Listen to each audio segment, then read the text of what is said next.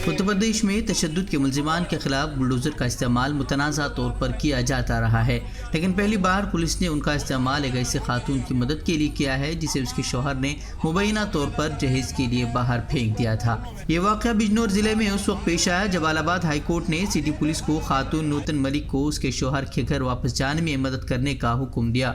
घर के बाहर से मिलने वाली तस्वीरों में पुलिस की एक टीम को शौहर रॉबिन कहले खाना को अदालती हुक्म के बारे में मुत्तला करते हुए दिखाया गया है और उन्हें मुतनब्बे किया गया है कि हुक्म की तामील न करने से कार्रवाई हो सकती है।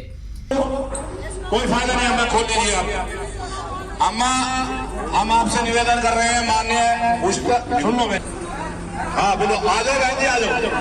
आज ये कोई फायदा नहीं, ये देश संविधान से चलता है, आपको अपनी बात रखनी है तो। बिजनौर के superintendent of police Parveen Ranjan Singh ने कहा कि पुलिस टीम ने खातून को उसके ससुराल में वापस आने में मदद की और हालात अब मामूल पर हैं।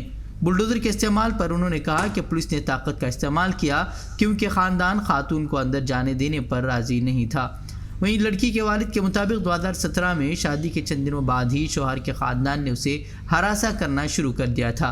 उन्होंने 5 लाख और एक बुलेरो कार का भी मुतालबा किया और जब उनके मुतालबात पूरे न हुए तो उन्होंने उसे मारना पीटना शुरू कर दिया और घर से बाहर फेंक दिया। उसके बाद घर वालों ने अदालत का रुख किया, जहां अदालत ने उसके ससुराल में रहने की उसे इजाज़त दे दी।